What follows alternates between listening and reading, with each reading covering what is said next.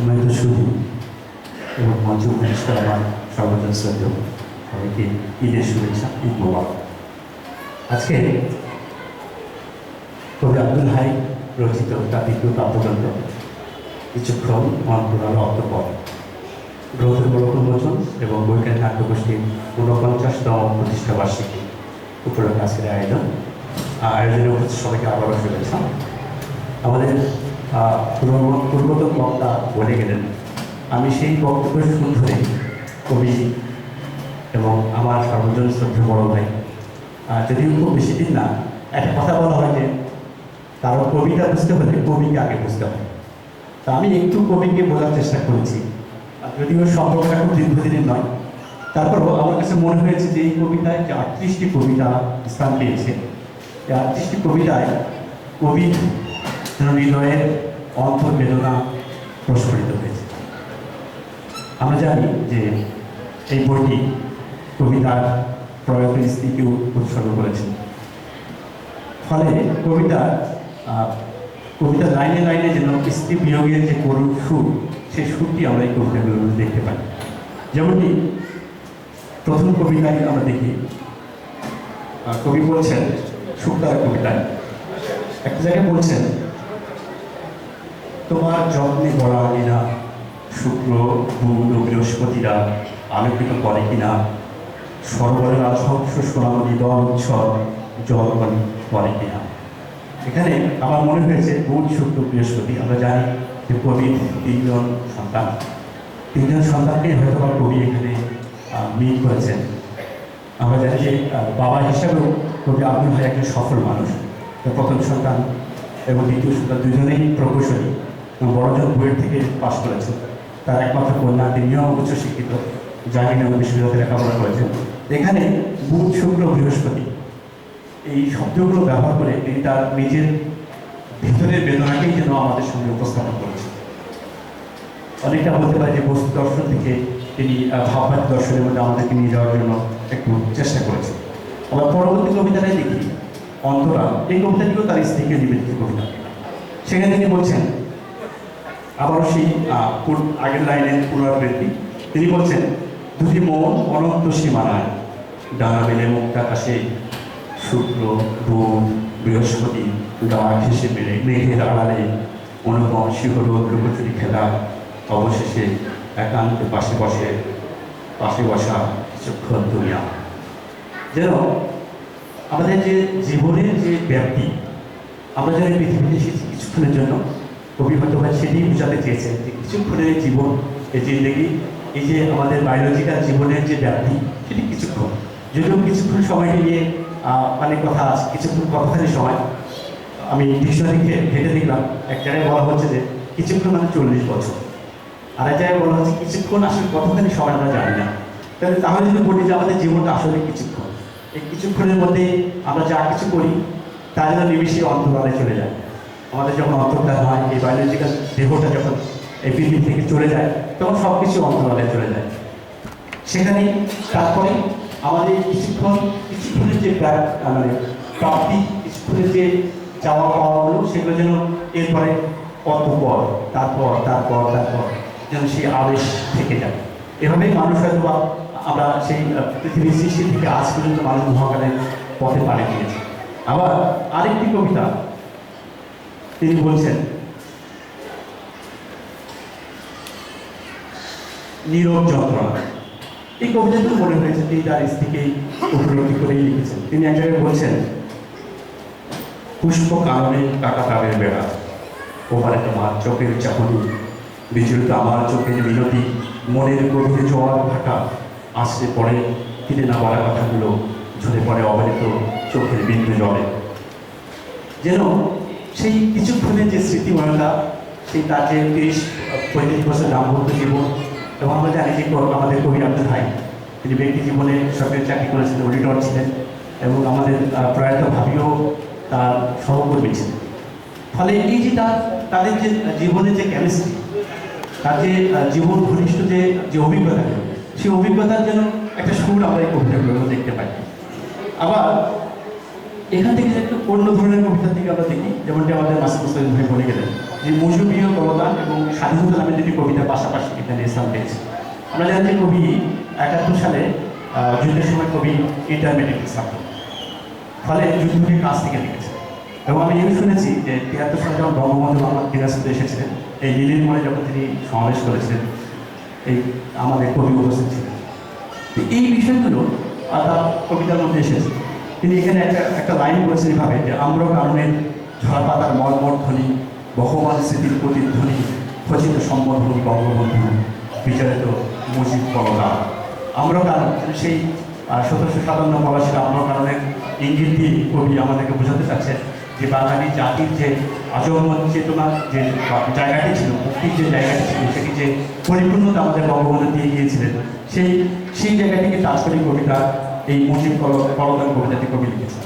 আবার স্বাধীনতা কবিতার মধ্যেও তিনি সেভাবেই এনেছেন বিষয়টা কীভাবে, এই সকালের সূর্যটাকে দেখা যায় না, আগের মতো শিশির বিন্দুতে শিশির ভেজা ঘষে প্রভাবের পদ্মবা। চমৎকারভাবে আমরা শব্দের খেলা দেখতে পাই। আবার হতাশাও দেখি আমরা, কারণ তিনি কাছ থেকে দেখেছেন মুক্তিযুদ্ধ, কাছ থেকে দেখেছেন বঙ্গবন্ধু বিয়োগ, এরপরে আমাদের যে বিভিন্ন সময় যে স্বৈরাচার বা স্বৈরাচারের যে শাসক গোষ্ঠী ছিল, আজ পর্যন্ত যত জাতি কবির বয়স বলা যেতেই পারে 70 বছর, 70 ইয়ার্স, একজন বৃদ্ধ মানুষ, তার যে অভিজ্ঞতার জায়গাটি, এই যে বিশাল এক অভিজ্ঞতা তিনি সঞ্চয় করেছেন এবং তার অভিজ্ঞতার জায়গা থেকে তিনি এই হতাশা, এই দুঃখের জায়গাগুলো তুলে ধরার চেষ্টা করছেন কবিতা। আবার 21 কবিতা, সেখানেও আমরা তার সেই হতাশার কথা দেখতে পাই। তিনি শেষের 2 লাইনে বলছেন, সুপ্ত চেতনা কাঁদে নিভৃত নীরবে। অর্থাৎ যে আশা আকাঙ্ক্ষার মধ্যে দিয়ে আমাদের বাংলাদেশের জন্ম হয়েছিল, আমরা সম্প্রতি বাংলাদেশের 50 বছর উদযাপন করলাম, আজকে এই মঞ্চে আমরা দাঁড়িয়েছি, বৈজ্ঞানিক নাট্যগোষ্ঠী 49তম বছর উদযাপন করছে। দুর্ভাগ্য, যেমনটি আমাদের জুয়েল ভাই বলে গেলেন, 1879 সালের 7ই ডিসেম্বর এই মঞ্চে দিনাজপুরের প্রথম নাটক মঞ্চস্থ। সেই হিসাবে নাট্য মঞ্চস্থ 150 বছর অতিক্রম করতে যাচ্ছে আমরা দিনাজপুর। দুর্ভাগ্য হলে শুধু যে মঞ্চে এই নাটকটি মঞ্চস্থ হয়েছিল, সেই মঞ্চটি আজকে নেই, গোল্ডেন জুবিলি থিয়েটার হল আজকে নেই, সেখানে মসজিদ হয়েছে। 50 বছরের বাংলাদেশ আমরা অতিমাত্রায় সাম্প্রদায়িক হয়েছি।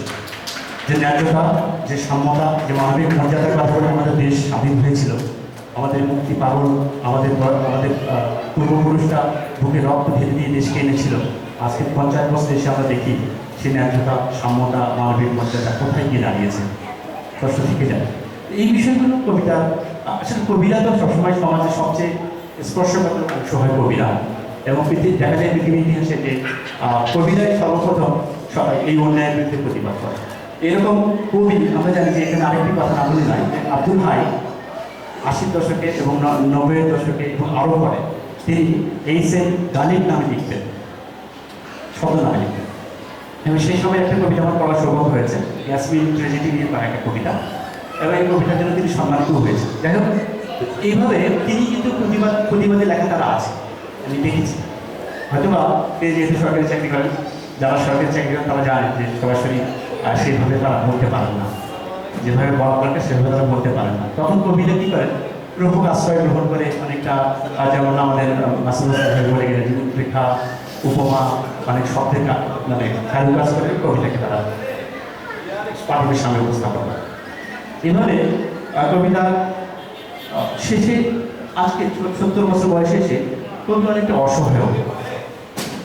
যেমন আমি কিছুক্ষণ আগেই বললাম যে কবির ছেলেমেয়েরা প্রতিষ্ঠিত, সবাই যার যার জায়গায় প্রতিষ্ঠিত, বড় ছেলে আমেরিকা, ছোট ছেলে ঢাকা, একমাত্র মেয়ে বিয়ে দিয়েছেন। তাহলে কবি এই বয়সে এসে স্ত্রী বিয়োগ সব মিলিয়ে একটি মানে করুণ একটা অবস্থার মধ্যে তিনি পড়েছেন।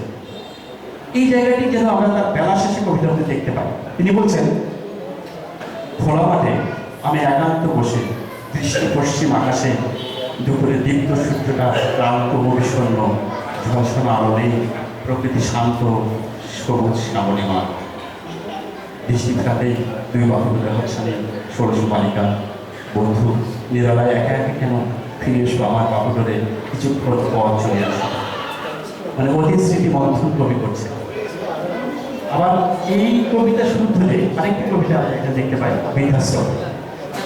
মানে বৃদ্ধাশ্রম আজকে আমাদের সমাজের করুণ একটা বাস্তবতা। কবি নিজেও যেন সেই বাস্তবতা দিয়ে এগিয়ে যাচ্ছেন। যদিও কথাটি শুনতে খুবই খারাপ লাগছে, আমাকেও বলতে খারাপ লাগছে। আমরা সন্তানদের যখন মানুষ করছি, বড় হয়ে যাচ্ছে, কিছুদিন আগে স্যার এই দুদিন আগেই আমাদের জাহাঙ্গীরনগর বিশ্ববিদ্যালয়ের স্যারের সাক্ষাৎকার করছিলাম। তো স্যার বলছে যে আমার একমাত্র ছেলে, তাকে ডক্টরেট করার জন্য আমি সিটিতে অস্ট্রেলিয়ায় পাঠালাম, ছেলে ডক্টরেটও করলো, সে আর দেশে ফিরে আসলো। আমার স্ত্রী বিয়োগ হয়েছে, কিছুদিন এসে ছেলে এসে আমাকে বলছে যে বাবা তোমার সাবারের বাড়িটা বিক্রি করে দাও, আমি তো আসবো না। বাবা জাহাঙ্গীরনগর ইউনিভার্সিটির অধ্যাপক ছিলেন, আমি স্যারের নাম বলছি না। যাই হোক, স্যার শেষ কী করেন, ছেলের জন্য বাড়িটা বিক্রি করে দেবেন, 22 কোটি টাকাতে বাড়িটা বিক্রি করে ছেলেকে দিয়ে দেবেন। এখন সে স্যার ঢাকার একটি বৃদ্ধাশ্রমে থাকে। হয়তো এটাই সফলতার সঙ্গে। তো আমাদের কবিও তার কবিতার লাইনে লাইনে এরকম অন্তর্বেদনার কথা তুলে ধরেছেন। আরেকটি কবিতায় তিনি বলছেন, সমর্থন কবিতায়, যতই ভাবি তোমাকে ওই সীমাহীন আকাশটা ধূসর শূন্যতায় চেয়ে থাকে আনন্দ, যতই দেখি তোমাকে অন্তরালে খুঁজে পাই তোমার মাঝে প্রেম আনন্দ, অনাদিকালে আমার শুধু তোমার মাঝে নিজেকে হারাবার স্বপ্ন রবে শূন্যতা। যেন সেই মনসুর হাল্লাজের নিজেকে বিলীন করে আমার হক আমি আল্লাহ হয়ে যাওয়ার যে বিষয়টি, অতি কি বলবো যে অতি পদার্থবিদ্যা বলা হয়ে থাকে, এরকম একটি সুফিজমের সুর আমরা এই কবিতার মধ্যে দেখতে পাই। কবি যেন নিজেকে নিজেই যেন অন্তরালে নিজেকে হারিয়ে ফেলেছেন, নিজেকে খুঁজছেন, নিজের অতীতকে খুঁজছেন, নিজের হারানোর সুরকে খুঁজছেন, এবং সঙ্গে নিজেকে আবার শুধু ভবিষ্যতের দিকে নিজেকে নিক্ষেপ করছেন। এরকম একটি সুর আমরা তার এই কবিতার মধ্যে দেখতে পাই। আবার অনুভব কবিতা তিনি বলছেন, আমি নির্জনে বসে ভাবি যখন, শুধু দেখি তোমার সঙ্গ করে তুমি তখন আমার এই বাসা থেকে। যেমনটি প্রথমেই বললাম যে প্রত্যেকটি কবিতায় তার সেই হারানো সুরের একটি মর্মবেদনা আমরা দেখতে পাই। তবে এই সুর যেন আমাদের সমগ্র মানুষের মনে সুর হয়ে দাও, এরকম একটি দোদনা সৃষ্টি করে কবিতা। মাসুদ হোসেন ভাই যে কথাটি বলে গেলেন, আসলে কবিতা হয়েছে কি হয়নি সেই আলোচনা যাব না, কবিতা লিখেছেন এটাই বড়। আজকে আব্দুল ভাইয়ের কবিতা নিয়ে আমরা আলোচনা করছি, কথা বলছি, এটাই আমাদের সবচেয়ে বড় পাওয়া। এবং এই দিনাজপুরে যে ইতিহাস ঐতিহ্য আমরা দেখি, যেমন আমাদের জুয়েল ভাই বলে গেলেন, আমরা জানি যে দিনাজপুরে আজ থেকে 100 বছর আগে সাহিত্য সম্মেলন হয়েছে। দিনাজপুরের প্রায় 150 বছর আগে নাটক মঞ্চস্থ হয়েছে। এই মঞ্চে তারাশঙ্কর বন্দ্যোপাধ্যায়ের নাটক মঞ্চস্থ হয়েছে। 2 বার তিনি এসেছেন দিনাজপুরে। এরকম দিনাজপুরে অনেক ইতিহাস আছে, অনেক গৌরব আছে। সেই জায়গাটি আবার ফিরে আসুক সে আশাও ব্যক্ত করছি। বৈজ্ঞানিক 49তম বছর উদযাপন করছে, আগামী বছর 50 বছর উদযাপন করবে, এবং আমি আশা করব যে আরও বড় পরিসরে আমরা হয়তো আমাদের দিনাজপুর শিল্প সাহিত্য সংস্কৃতি নিয়ে কাজ করব। সবশেষে কবি আব্দুল ভাইয়ের সুস্বাস্থ্য কামনা করছি, তার দীর্ঘ জীবন পাঠ করছেন, আরও অনেকদিন আমাদের মাঝে থাকুন এবং এইভাবে কবিতা লিখুন। একদিন সময় করে দেবে কোনটি কবিতা হয়েছে, কোনটি হয়নি, সে অপেক্ষা আমরা থাকবো। আবারও সবাইকে ধন্যবাদ। এই